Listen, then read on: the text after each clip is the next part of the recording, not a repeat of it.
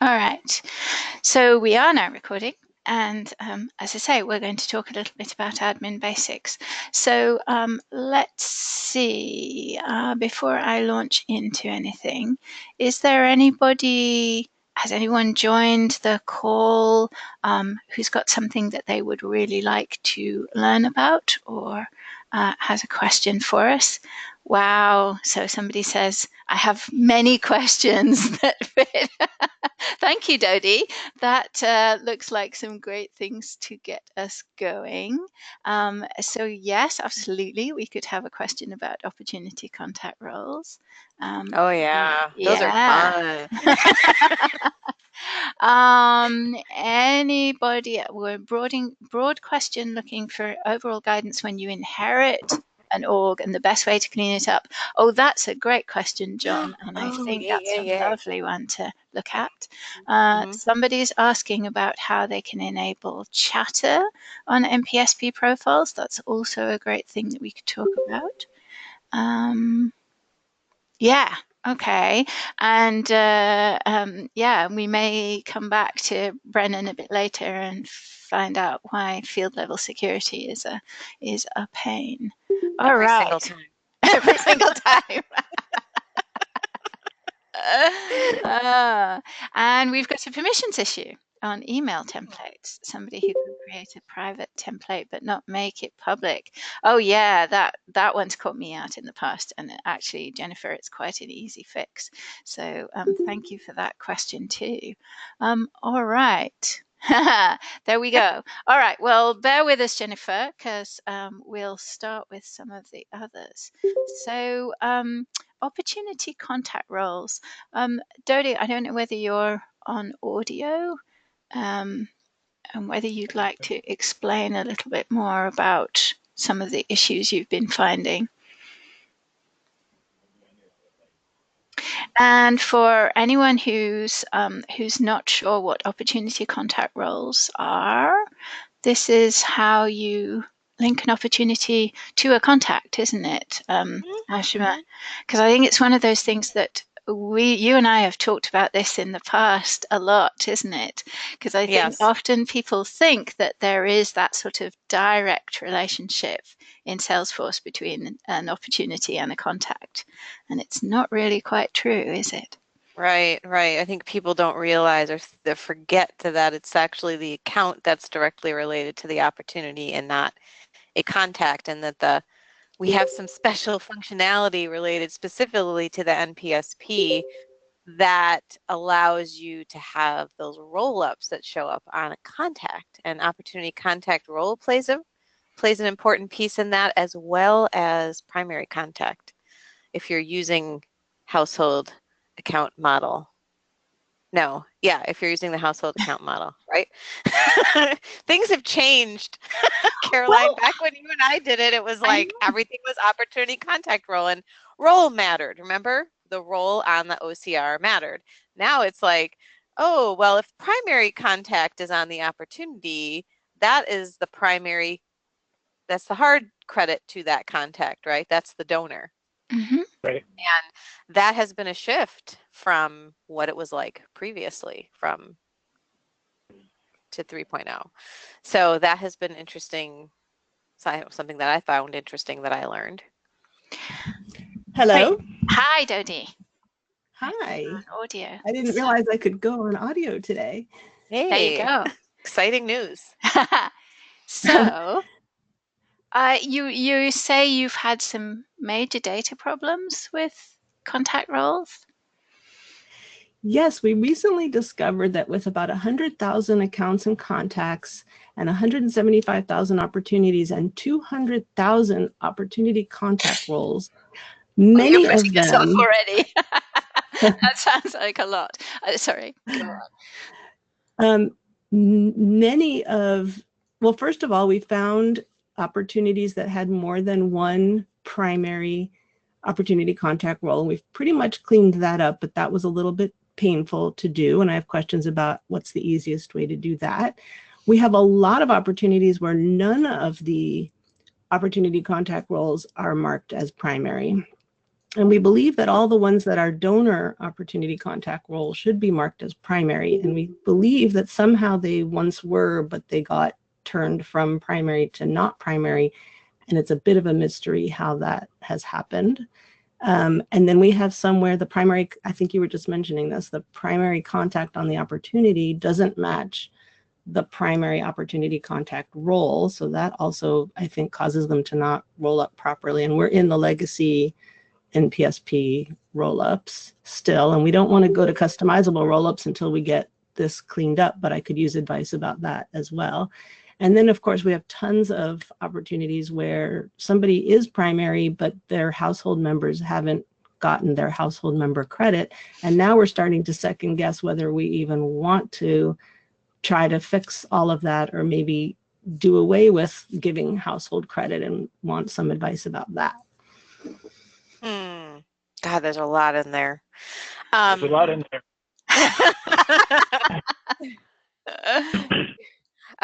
Dodie, are you on the household account model? Are you in version 3.0 of the NPSP? Yes to both. Okay, all right, that helps. Thank you. So one of your questions about, well, so many questions. So the primary checkbox on an OCR. So an OCR has a contact, then there's a field called role, and then there's this primary checkbox.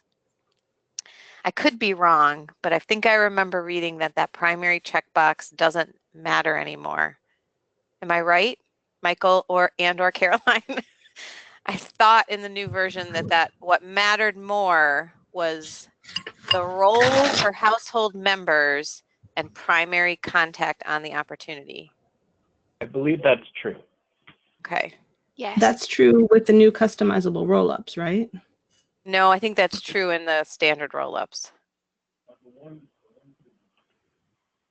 Yeah, you always had the option that you didn't have to always roll up to the primary contact, but Felicia's just commenting that she thinks that the primary is still useful for hard credits. I thought the hard credits were the primary contact on the opportunity. Actually, Yeah. that's what I think she's saying. So, Yeah, okay. so the It's primary not- checkbox doesn't matter. The primary checkbox on the OCR doesn't matter. And I think you brought that up, didn't you, Dodie? That you didn't have that checked. or in some cases you Yeah, had it checked we're more than definitely once. seeing that if it's not checked, then the contact doesn't have hard credit. If it's not checked, do you also have the primary contact set on the opportunity, the lookup? I believe what I mean? so. I will have to double check that because there's so many combinations of things. But I'll tell you where there is a problem. Actually, yes, I can confirm so that. there is a problem if you don't match. there has to be I believe this is true. The primary contact on the opportunity must be in the OCR, and I think the role needs to be the main role, like the donor role, that shows that they're the primary contact. I don't believe the primary box has to be checked, but that role needs to match, and they have to be in the OCR. So if they aren't listed in the OCR at all, then I don't believe the roll-up works properly. I'll have to log into an instance and play with that because I remember that being a problem with one instance that we looked at. Go ahead, Michael, sorry.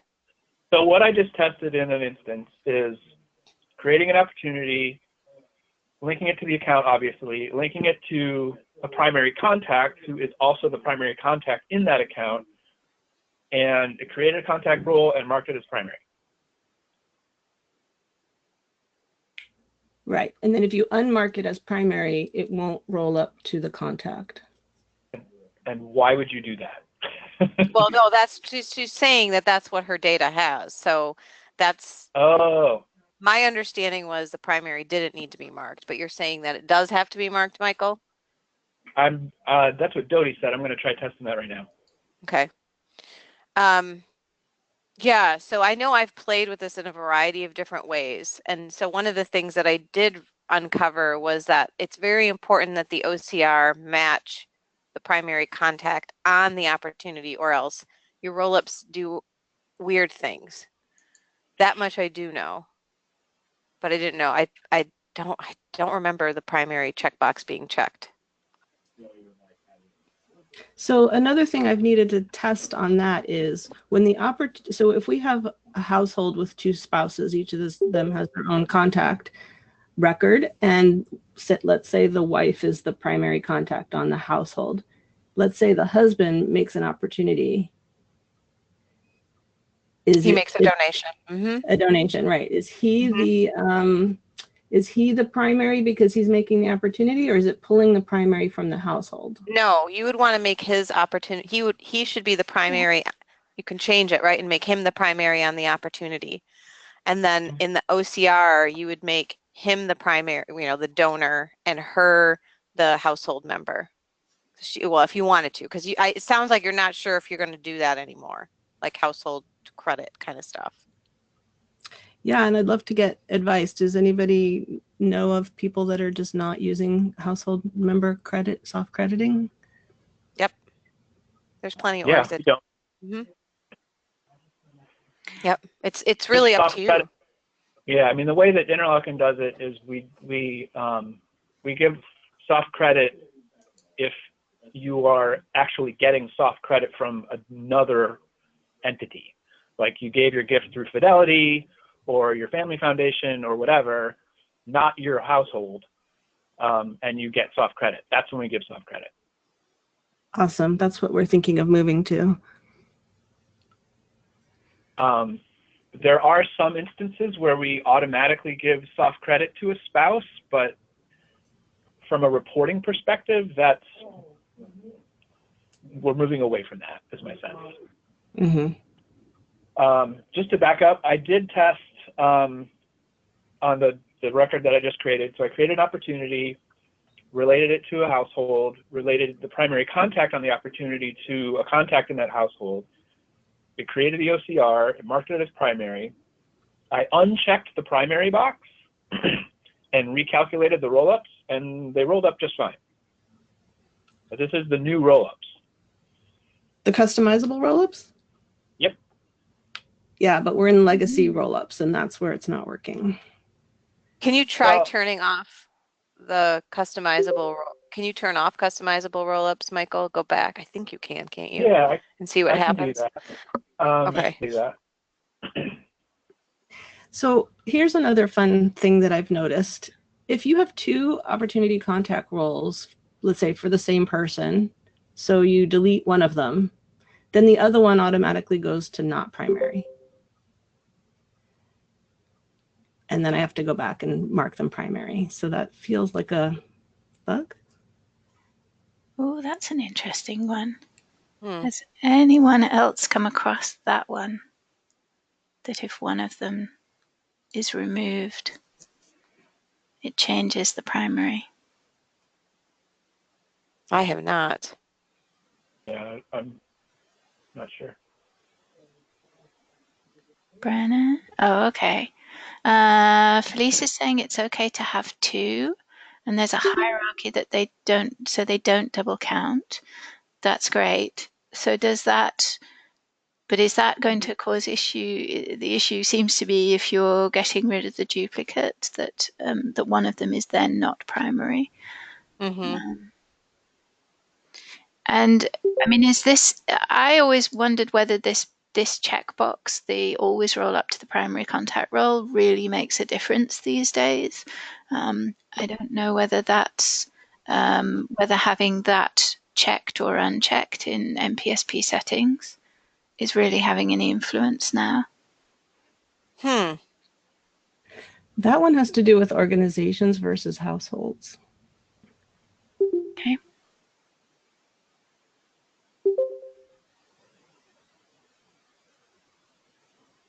All right, where are the stupid customizable roll-ups again? Customizable roll-ups is under donations in the NPSP settings. Yeah, that's where I am. I'm not And then you can't, maybe once you enable it, you can't Oh, disable there it it. is. Sorry, Oh, my okay. eyes went. Okay. Okay. I thought you could, but Yes, it says you can. okay. Okay, turn them off. Going back over here.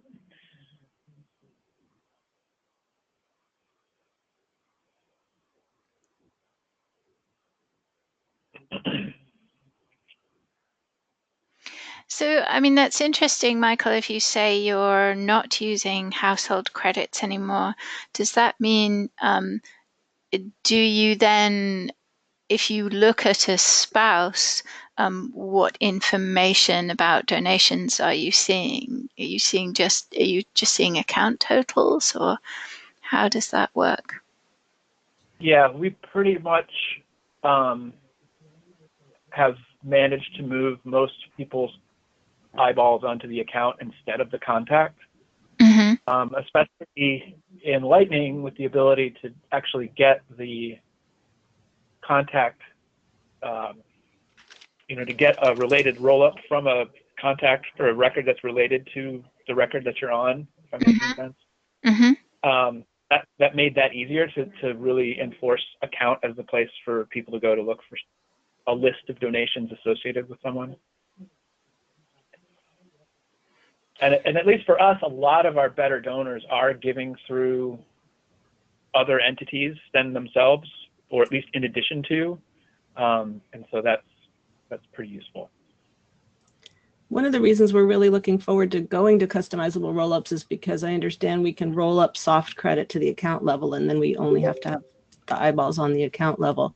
So I guess I'm also looking for advice about whether do we clean this up so it's working how we have it now and then tackle customizable rollups, or do you think we should make the leap to customizable rollups and fix it for that? I mean, I especially think if this primary thing acts the way that it does, I would say go to customizable rollups, because that primary checkbox doesn't matter. You're not going to have to deal with doing that. Why go through the headache of fixing it when you're going to move to it anyway? Mm-hmm. I Get your agree. rollups right now.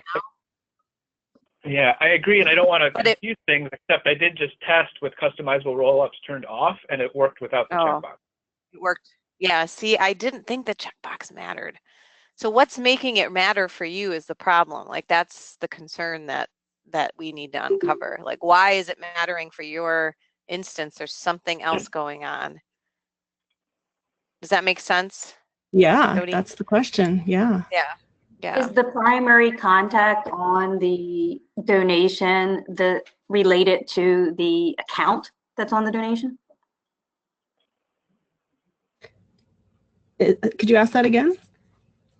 So the primary contact that's associated with the donations that aren't rolling up, are they associated with the account that's on the donation? So say if it's Peter, that's the primary contact. Is it Peter's household that's the account? It's not like a business account or some other account? No, it's households, definitely. And I mean, I do have some questions around does the primary contact on the account, if that's different from the primary contact on the opportunity, and then the match between the primary contact on the opportunity and the OCR, that's the donor, right? There's all those possible combinations, and I haven't thoroughly tested which combinations work and which don't, but it seems to me that the combination that's supposed to work doesn't work. Oh, that's one errors in your logs. There's no errors in any of the error logs. Where would I look for that? I believe they're in NPSP settings, and this isn't necessarily my area of expertise, but so somebody else can chime in if they know a little bit better, but they're in the NPSP settings, and then I think down towards the bottom on the left-hand side, one of the settings, error notifications, is that right in there? Maybe, or error log, yeah, one of those two. Yes, I think the error notifications is where you decide who gets them, and the error log would be the messages themselves. And yes, if you've had problems when you've been rolling things up, that maybe when you've done a batch of roll-ups they haven't worked. This is where you'd see. Just some thoughts to check. Yeah, those are great thoughts, actually, Donna, that it can be very easy to, sometimes it can, yeah, that it's not entirely obvious if the contact and the account actually match, or if the, as you say, if the account that's on the account of the opportunity and the account associated with the primary contact are actually the same account. Okay, I have a little more information about the roll-ups, having done a little bit more testing. Go on. So when we say the roll-ups, we need to be a little bit more precise about, are we talking about the roll-ups on contact or the roll-ups on account? Thank you for asking. The roll-ups on accounts look fine. It's the roll-ups on contacts that I'm concerned about, and the ones I'm looking at are total gifts, total number of gifts, which would be like hard credit, and then the soft credit. Right. So setting aside soft credit for right now, just to keep it simple, I am seeing the same behavior that you described on the contact roll-up. To say, if you don't have the primary box checked, the old roll-ups are not hitting the contact. Wow. Right. Interesting. But the new roll-up does. That's what I'm about to test now. Oh, okay. Okay. Good, Michael. Thank you for doing that. Yep. I'm glad I have this word. Me too. Absolutely. So I appreciate all this time, and I want others to have a chance too. And so one overarching question I have is, do you think there's, I've seen different pieces of this answered in different places on the Trailblazer community, in the hub, and in the idea exchange. And I wondered if anybody is aware of a place where all of this is written up all together. I was looking for that. I know I saw it somewhere. I just don't remember. I can't find it anymore because I read this and went, oh my gosh, that's so helpful. But it's not anywhere easily found, apparently. I'm going to keep digging. I'm going to find it because I know I did already because I've read this. That's how I knew and played with it. So it's somewhere. Though both Michael and Felice, thank you, have posted a sort of starting point, which is about the MPSP logic for creating opportunity contact roles. So that may be a good starting point. Well, I've devoured that, and it talks about how it, how it works in a pristine, new, wonderful world.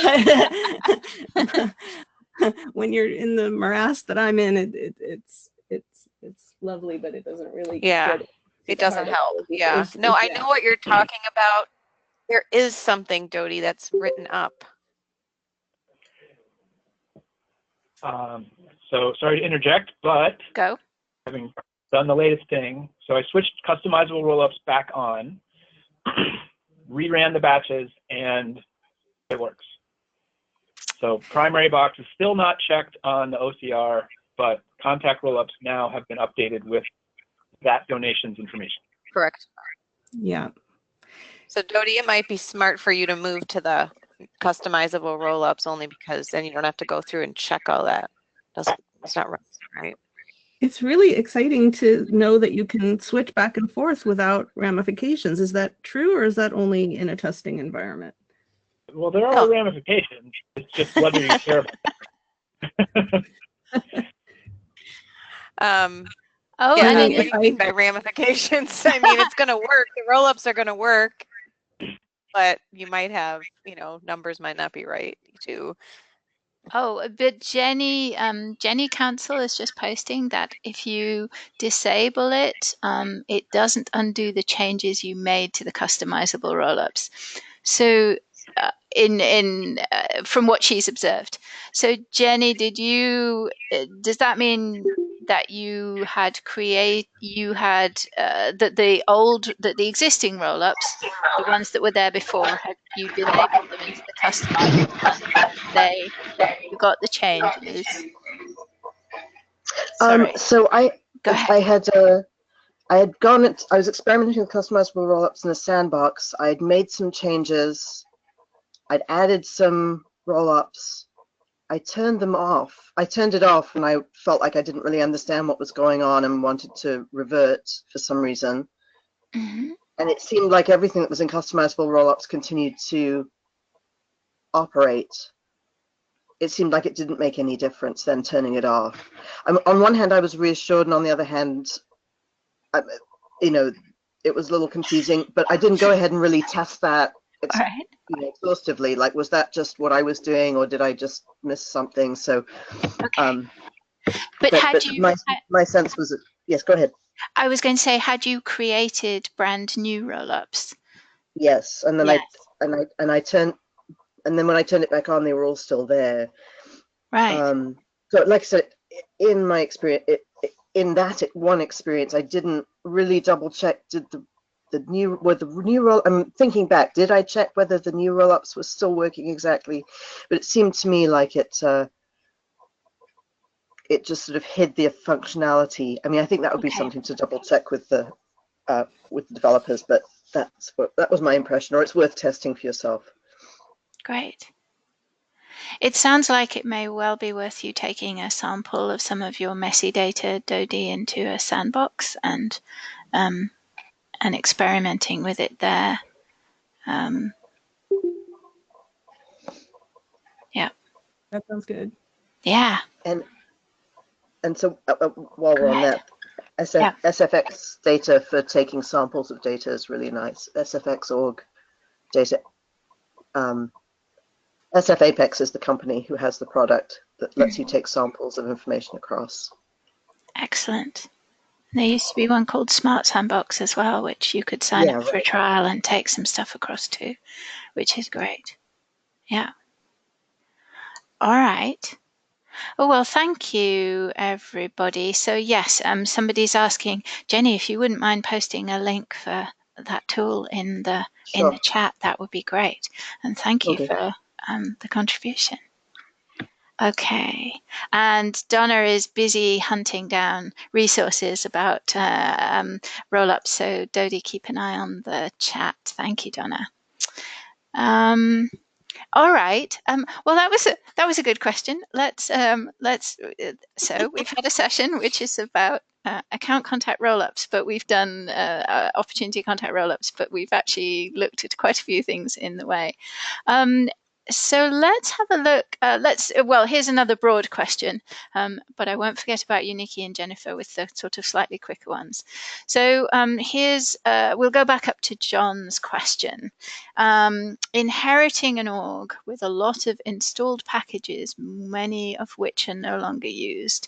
And he's wondering about the best way to clean things up, because he's concerned that removing the old unused packages will remove historical data that is still needed or possibly break things.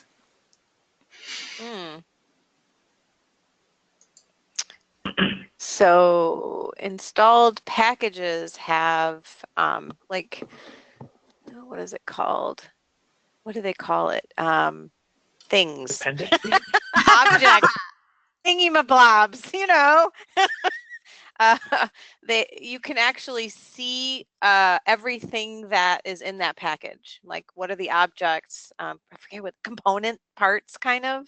If you click on the actual package name, it'll show you all of the things that that package has.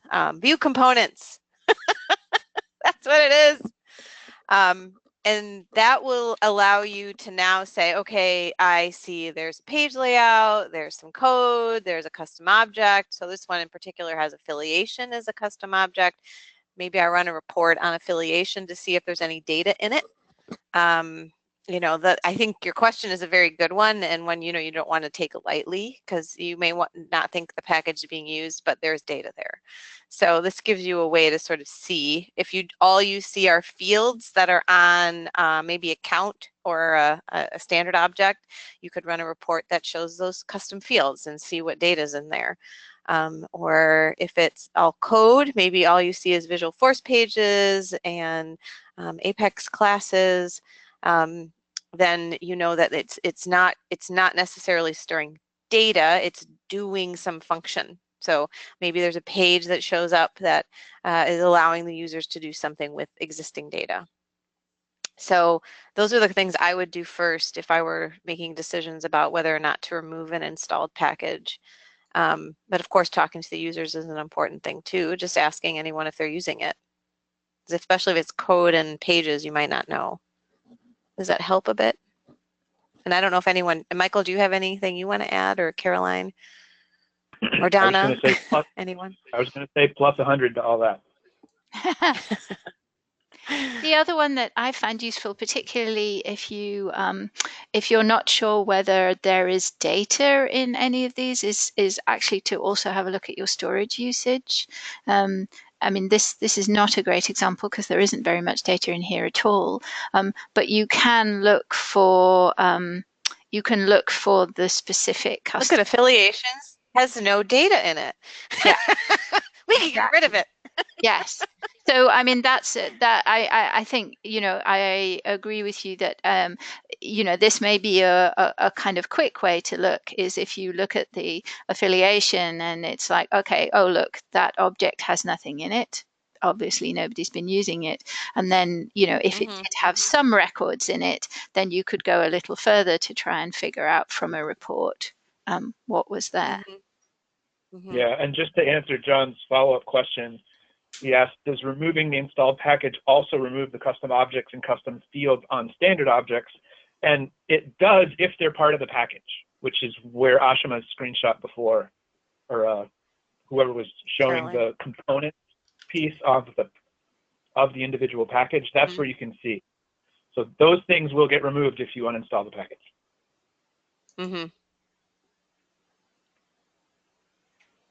Yeah. And of course, there's the old record of well, go into a sandbox and uninstall it there first, and see, and then, you know, kind of look and check and see what's oh, right.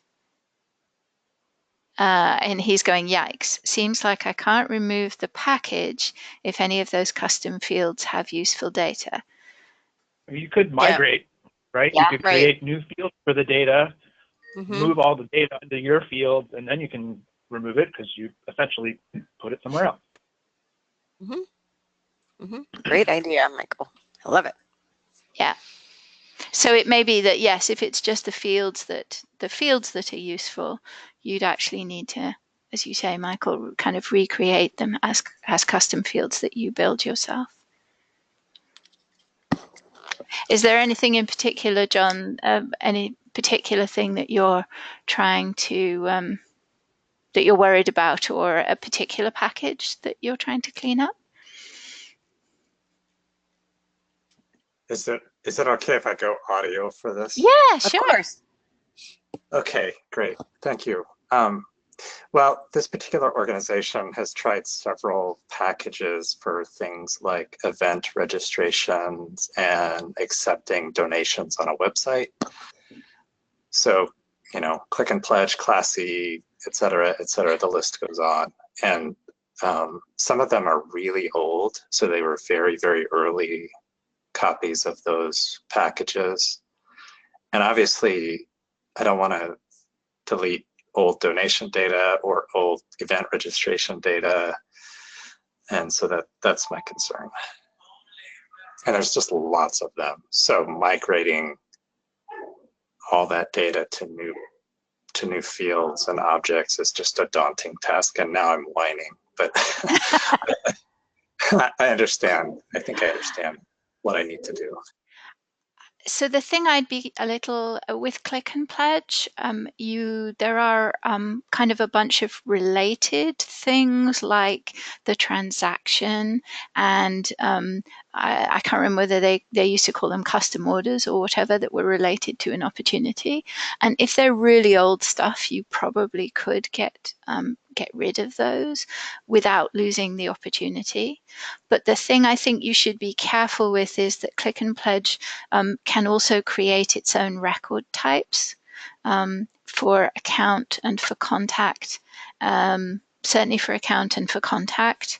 So before you clean up too much Click and Pledge stuff, I would check that, for example, a bunch of contacts are not are not using a click and pledge record type, make sure they're using one of your kind of standard or default ones. And changing the record type isn't too big a cleanup job. And so once you've made sure that actually the click and pledge records are sort of sitting within standard objects, then actually deleting the transactions and the data object and that sort of thing shouldn't be, you should be okay. Yeah, I think I would map out for each product that you have that you're not going to continue. I would map out what it uses, and you could even talk to I'm sure the vendor about the objects in case you're not completely sure. And then you could talk to your, the rest of your organization to figure out what is important to them from a data retention standpoint. And then you can look at, when you go to remove things, what information do you have to actually move? Because you may have to move less than you think you need to move.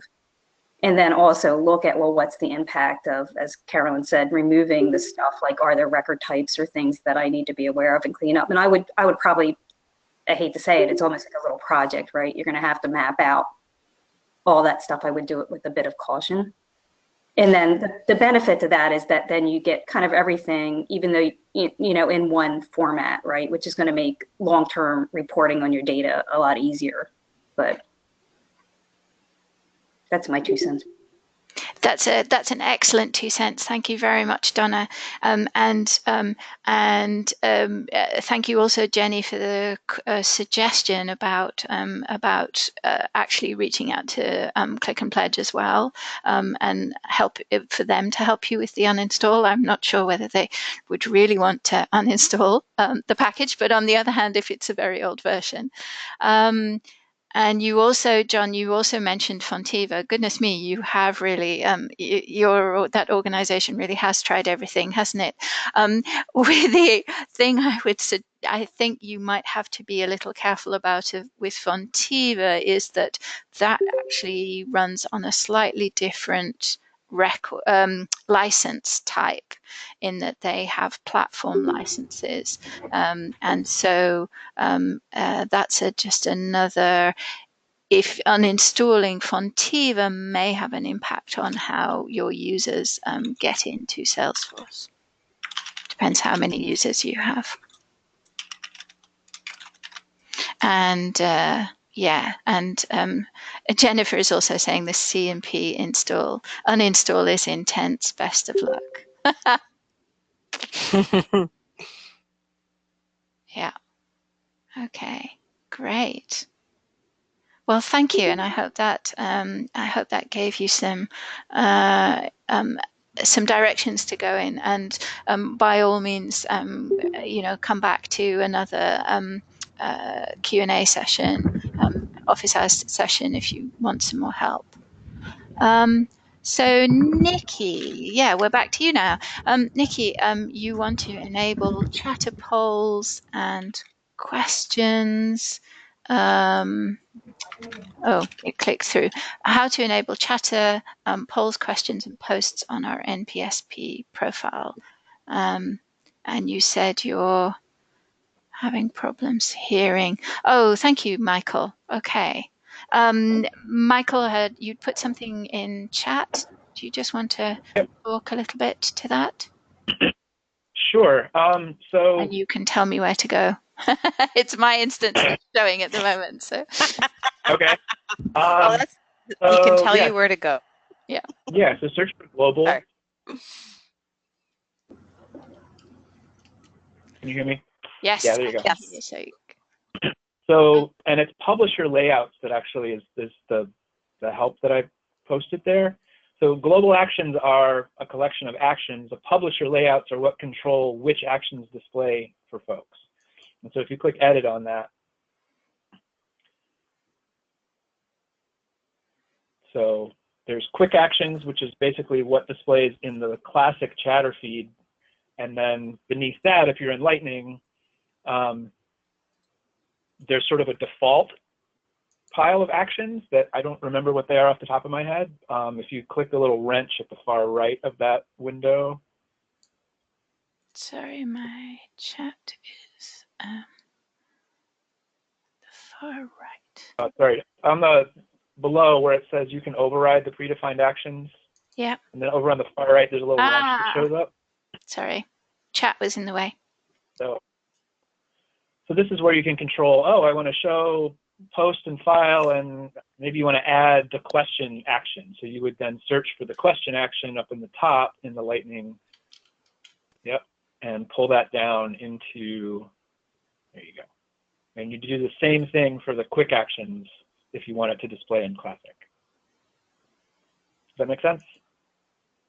Is there anything I'm missing, Ashima or Caroline or Donna or anybody who's on the call? Nope. Good to me. Yeah. Does that help? Nikki, if Just you... jump in. Go on. Yes. Sorry. Hi, sorry. Yeah, this is Sandy. I had a question for Hey, you, Michael. hi, Sandy. Hi, I'm sorry, guys. When it comes up on the chat, it says Help Hub, but it's me. Oh, that's you, right? Yeah, sorry about that. Help desk. Go on. So, Michael, I just recently did a global action that I'm using to create IS support cases, and I'm leveraging the service side of Salesforce. But what I think I can do is that I can put that global action into like my chatter feed, so that when people are in chatter, they can quickly create a case. Is that what you're demoing here? Yeah, you might want to consider up at the top, Caroline, that plus sign, the very, very top of your screen, top right, there's a plus sign next to a question mark and a gear all the way. Oh, yeah, yeah. So keep going, there you go. So these are also, if you click that one time, where your global actions can live. You might want to, that might be a little bit easier place to direct folks to, that way they don't have to find the chatter feed. Sure. So it's just consideration. You can do both things.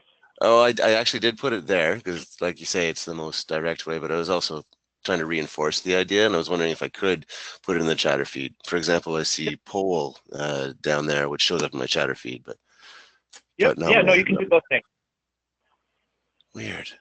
Okay, because I've grabbed this new action, and it is in that it's right beside poll actually, but I'm not seeing it on the user interface. So I'm missing a step. And what is the action doing?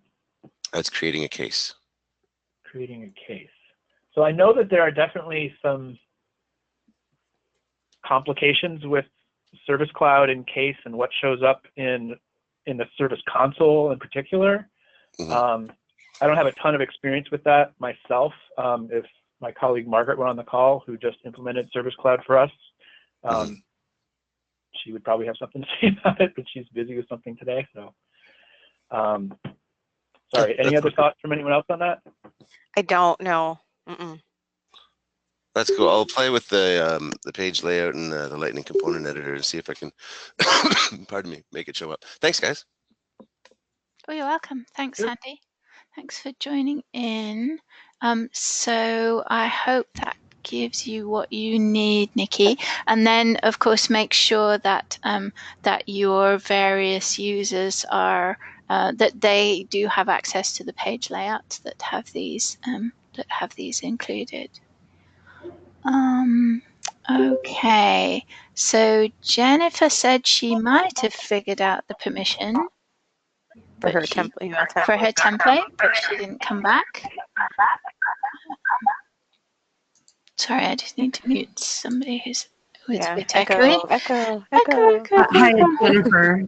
Hi, Jennifer. Hi, it's Jennifer. I'm back. Great. I think I figured it out as I was poking around. I went to the profile and I checked manage public Lightning email templates. There you go. Is that the answer? Yeah, absolutely. I knew that yes, it's one of those weird things that there is a separate permission specifically for public email templates. Because I've met that problem before. Great. Yeah, I tested using that user's login and it seems fine now. But thank you for coming back to my question. No problem at all. No problem at all. Okay. The best questions are the ones you answer yourself. Always. Always. quickly, preferably. Okay. So, Sandy, I think you had asked Another question. Actually, Sandy, if you're still on the line, you also put in a comment about Elements Cloud.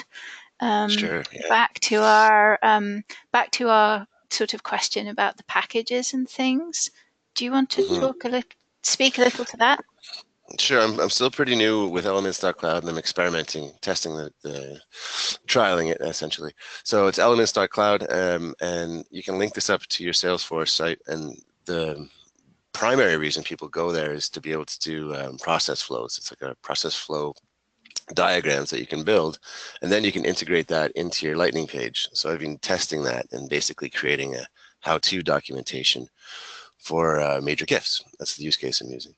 But another aspect of Elements.cloud is that it's like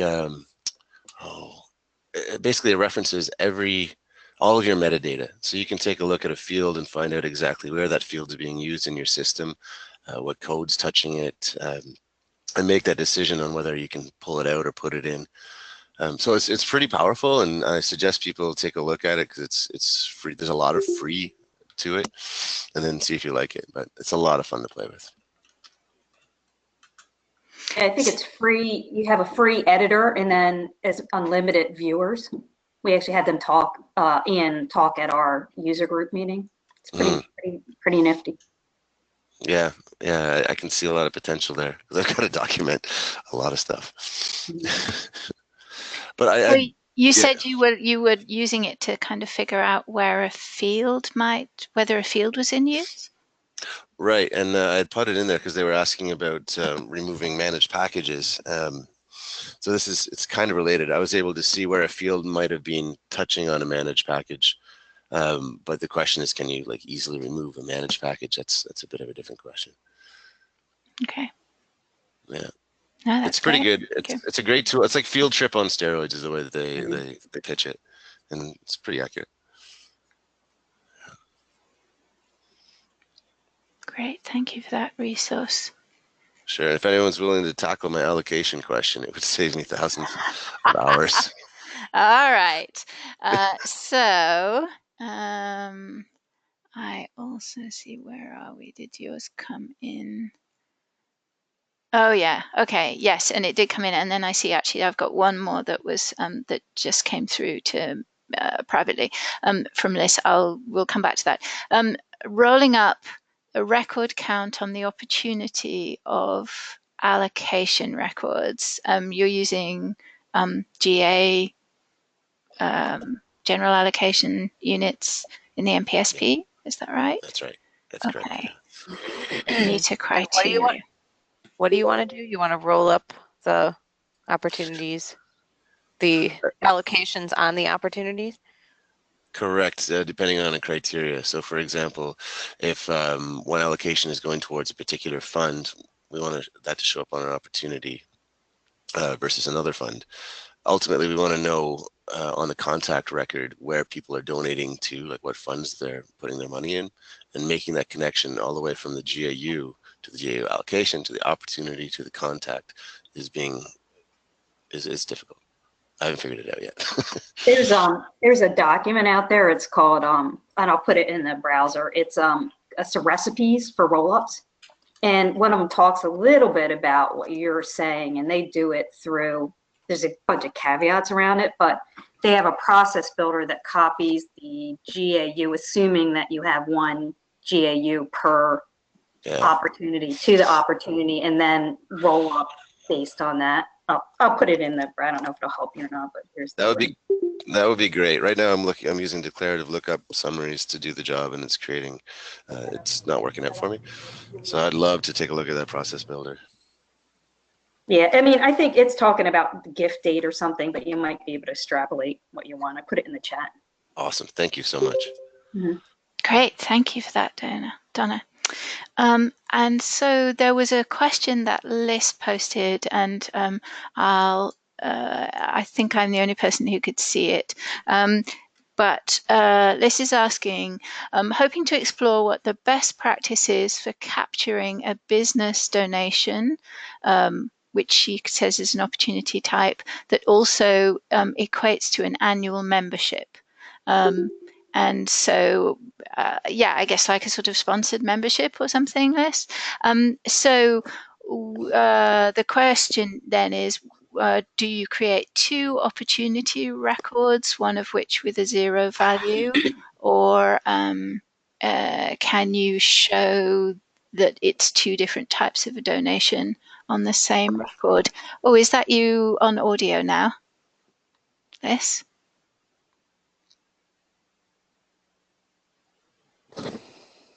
No, maybe not. Okay. So, so we have a donation that kind of fits within two categories. Any thoughts? You could do what she said, two different opportunities. I think maybe using general accounting units to track that information as to where they belong would also be another use. Another, I guess, way. Michael or Donna, do you have any other thoughts? Sorry, can you restate the question? I didn't follow. Yeah, sorry, I did put it in the chat. So she has something that they've recorded coming in as a business donation, but it actually represents a membership, and so she's wondering whether she should have two opportunities, one for the donation and one that's like a 0 value membership, or whether actually you could show the same, you know, the two categories on one record. If you're not married to the membership routine, you could, using customizable roll-ups, really do whatever you want it, right? So you could create a roll-up based on whatever information on an opportunity. So if you wanted to track your membership a little bit differently, you could just do a roll-up that was based on whatever criteria you wanted to put on that opportunity. So say a checkbox, or that said it was membership, or just kind of thinking out of the box if I like that idea. Maybe a date field. Like a membership start date or something. Yeah, that way you're not married to the to necessarily, you know, it would be different than the documentation and the best practices around what the MPSP membership record type is, but gives you a little bit different. As long as you're not already, yeah, and the other thing would be as long as you're not already using membership in that way. Yeah. You know, if you're already using it, then you probably don't want to do it that way. But if you're not, then that, yeah, that's a good suggestion. And I think you could also do it the other way, couldn't you? Because the sort of the kind of the business bit is the source, as it were, of the donation. So, I mean, the other thing is to have it as a membership and a paid for membership, but somehow reflecting the source of it, or whether it's enough that it's coming from an account and not a contact. Yeah. Right. It's a kind of origin of the record. Yeah. True. And I think probably also depends on the organization itself. If they, you know, is it more member driven or donor driven? Yeah, absolutely. That can also drive things. Yes, and you know, because there may be benefits or something like that around the membership that you that actually you want to track once the donation is received. So from that point of view, you may want to, or the expiry date or whatever it is. I suppose, yeah, it does depend a bit once you've received that. What's the kind of the most important part of the follow-up? Yep. Right. And reporting and all of those things, that would really be important. Yeah, but I also like your idea, Ashima, is kind of, it depends also which bucket you want that revenue in. So that's right. Yeah, so it's to do with the allocations. Great. And I think Jason is asking whether memberships might be you could use levels for the memberships as well, which yeah, absolutely, I think is a very good way to do it. If you think of the membership as being kind of as really just being a sort of grouping, so you're not so worried about when it expires, or it's really kind of giving somebody a badge or a group to it. Yeah, that's a great idea. And then one very quick one, back to Sandy and Michael. Nikki, who couldn't hear us, but obviously followed what we were doing, just says, "Is there a next step?" She's got the poll and the question on the Lightning section of the publisher layout. Is there a next step to see this on her users' profiles? Generally, there shouldn't be, but some actions are different than others, and there are considerations around like whether record types are in play and some things like that. So it might help to know like what's not like what have you added and what isn't displaying. Yeah. And I think since we're on time, maybe if you wouldn't mind, Nikki, maybe bringing that one to back to the Power of Us hub, perhaps with a little bit more detail of which users are the ones who are stuck and can't see what you were doing. And I'm not sure whether Nikki's going to hear that I just I'll type it. I'll type it. I'll type it. All right. Okay. Ashima, Michael, Sandy, Donna, thank you very much indeed for joining this conversation and for it going. This was interesting. It went in a completely different direction to how I was expecting all the things I thought people ask. We got some completely different questions instead. So that's been great, but it's been a really interesting conversation. Thank you very much indeed, all of you, for your time. We will be back next Friday. In fact, Michael has signed up. He's going to be one of the panelists. We'll be doing a general Q&A session. So come and join us again then. In the meantime, thank you again, everybody, and have a wonderful weekend. Yeah. Thank you, Caroline, for hosting. Take care. Thanks.